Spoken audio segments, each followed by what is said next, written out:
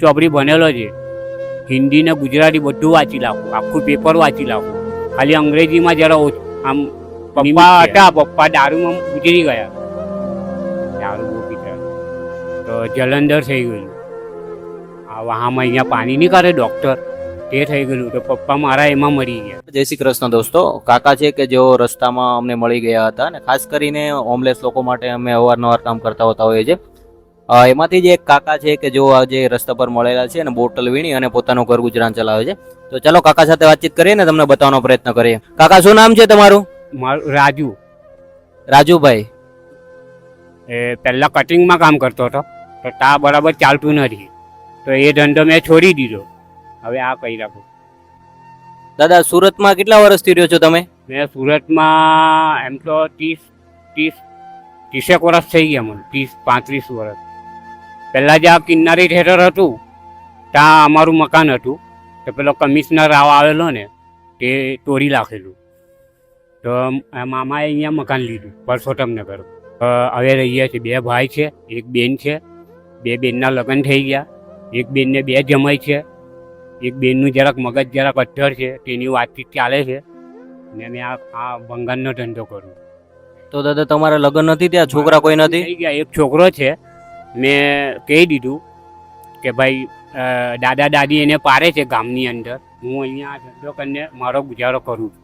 તો દાદા કેટલી તકલીફ પડે, કેમ કે બોટલ આખો દિવસ વીણવા તડકો હોય તો પણ પડે ને. હા, મહેનત વગર તો કંઈ તમને હાથમાં નહીં આવે. મેં તમને કીધું ને કાલે 50 ને 2 રૂપિયાનો ધંધો કર્યો, તેમાં 30 રૂપિયા મમ્મીને આપ્યા ને 20 રૂપિયા મેં વાપર્યા. હવે આ જે ધંધો થાય ને તે સાંજે જોઈને પછી ભંગારમાં આપી દેવા. 1 કિલોના 20 રૂપિયા આપે, બરાબર? તો 2 કિલો થાય તો મને 40 રૂપિયા મળે. તેમાં 20 મારો ગુજારો કરતો હતો ને 20 રૂપિયા મમ્મીને આપતો. પપ્પા હતા, પપ્પા દારૂમાં ગુજરી ગયા, દારૂ બહુ પીતા તો જલંધર થઈ ગયેલું. આમાં અહીંયા પાણી નહીં કરે ડૉક્ટર, તે થઈ ગયેલું તો પપ્પા મારા એમાં મરી ગયા. હા, તો ડૉક્ટરે ના કહી દીધેલું કે ભાનુબેન, મમ્મીનું નામ ભાનુબેન ને, તો એ કહી દીધેલું તાગરી સિવિલમાં કે ભાઈ તમારા ઘરવાળા હવે નહીં બચે. એના હાથ બાટલા પાણી કાઢ્યું, દારૂ વધારે પીતા હતા તો આ પેટની જગ્યા પર જલંધર થઈ ગઈ, તો કિડની ફૂટી ગઈ, તેમાં પપ્પા ગુજરી ગયા. હવે એ તો બધું વાત પતી ગયું જાને. આજે મારું હમણાં જે કાર્ય મેં હું કરીને બેહું એ તમને આ બધી વાત કહી દીધી. દાદા કેટલી તકલીફ પડે ઘરમાં, કેમ કે દારૂ પીને પીતા આવી રીતે જિંદગી બરબાદ કરે તો તમારે હેરાન થવું પડે ને અત્યારે? પપ્પા હા, અત્યારે અમે બહુ હેરાન થતા હતા, હવે નથી ને, હવે ભગવાન પાસે ગયા. પપ્પા બેન છે ને આ પર્વત ગામમાં હું રહું છું, પરસોત્તમનગર સોસાયટી છે, સાંઈબાબાનું મંદિર. દાદા ખાસ તો તમે મહેનત કરીને કમાવો છો, આટલી મોટી ઉંમરે ને? સારું ઉંમર છે તો પણ હું આટલી મહેનત કરીને થોડાક બાટલા કમાઈ લઉં છું, પણ એમ નહીં કે આમ બેહીને ખાઉં છું એમ. હા, મહેનત કરું જ ને.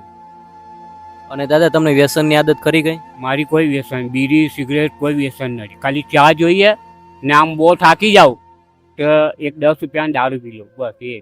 બીજો કોઈ વ્યસન, બીડી સિગરેટ તંબાકુ પાન વિમલ કોઈ વ્યસન નથી મને. તો દાદા તમારે ઘર ને એવું હતું તો વેચાઈ કઈ રીતે ગયું? એ છે ને મામાએ વેચ્યું. તમે અને તમારા મમ્મી બંને સાથે રહ્યો છો? આ ભાઈ બી છે ને, મોટો ભાઈ છે, 1 બેન છે. આવજો ને મારા ઘરે, મેં મારા એડ્રેસ લખીને તમને આપી દેવા. ભાઈ તમને એમ લાગે કે ભાઈ ત્યારે કાકાએ બધી સારી વાતચીત કરી ને ધંધો બી સારો કરે છે, બસ પછી. ના ના, ખાસ કરીને દાદા અમે તમને એટલા માટે તમારી સાથે વાત કરીએ કે મહેનત કરીને જે વ્યક્તિ કમાય છે ને એ વ્યક્તિ સાથે અમે વાતચીત કરીએ અને અમારાથી થાય એ પ્રયત્નો કરીએ, કેમ કે ઘણા લોકો માગતા હોય છે અને તમે આટલી ઉંમરે પણ ખાસ કરીને કંઈ કામ નથી, એ ઉંમરે કંઈ કામ નથી છતાં બોટલ વીણીને પોતાનો ગુજારો કરું. હા, મેં જે હોય એ જ કહી દીધું ને તમને. હવે હું હા કાલે એક આખો થેલો ભરીને લાવેલો, તે હજુ ઘરે પડેલું, મહેનત કરીને લાવ્યો ને. જો તમને વિશ્વાસ નહીં હોય ને તો ના, વિશ્વાસ છે તમારા ઉપર દાદા. હા, તો કાલે આખો થેલો, હજુ 1 થેલો ઘરે જ છે, પડેલો જ છે, હજુ જૂઠું નહીં બોલું, કેમ કે મારી મહેનત છે ને. અને દાદા ખાસ કરીને જે લોકો મંદિર ઉપર કે માગીને જે ગુજારો કરે છે અથવા તો ભીખ માગે, જે વ્યક્તિને શું કહેવા માંગશો તમે? હવે એ તો પછી હવે મારાથી એ લોકોને શું બોલાય, એ લોકોનો ગુજારો એ લોકો જાણે. આ મારાથી જેટલી મહેનત થાય છે એટલું મેં કર્યું ને આ બધી પૂરી વાત તો તમને મેં કહી ચૂક્યો. ચોપડી ભણેલો છે, હિન્દી ને ગુજરાતી બધું વાંચી નાખું, આખું પેપર વાંચી નાખું. ખાલી અંગ્રેજીમાં જરા આમ નિમિત્ત છે આમ. હા, આ બધી પૂરી વાત તો તમને મેં કહી દીધી. ના હવે આપણે ખાઈએ સાથે કઈ ખાવું છે ખાઈ લઈએ હે ને. જે લાવ્યો તે ખાઈ લો અને પછી આ ભંગાર વીમા ચોક્કસ. હા કઈ કઈ નહીં દોસ્તો, રસ્તા ઉપર આવા લોકો કે જે મહેનત કરીને કમાય છે, ખાસ કરીને દાદાની ઉંમર આટલી છે છતાં મહેનત કરીને કમાય છે. તે બી લખી લેજો 50 ને 3. તો પણ મેં આટલું મહેનત કરું છું. હવે મારી જગ્યા પર કોઈ બીજો હોય તો આટલું બી નહીં કરે. હવે એની ઉંમરના હિસાબથી તમારે એના હાથે વાત કરવાની. આ મારી ઉંમરના હિસાબથી મેં તમને બધું કહી દીધું. દોસ્તો ખાસ કરીને મહેનત કરીને કમાય છે વ્યક્તિઓને બતાવવાનો પ્રયત્ન કરતા હોતા હોય છે. કાકા છે કે જેઓ આટલી મોટી ઉંમરમાં આજે બોટલ વીણી અને 50 રૂપિયાના 100 રૂપિયાના બોટલ વીણી અને ઘરે જાય છે અને એમના મમ્મી છે એમને મદદ કરે છે.